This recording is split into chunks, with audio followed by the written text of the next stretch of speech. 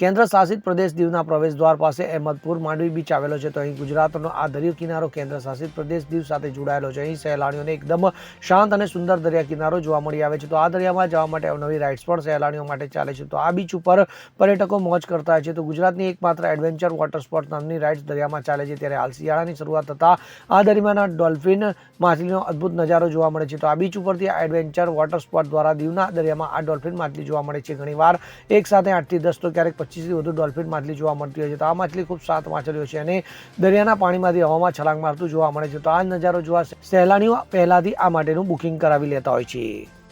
Bureau report CN24 news. હવે જુઓ દેશ દુનિયાની તમામ ખબરો તમારી આંગળીના ટેરવે.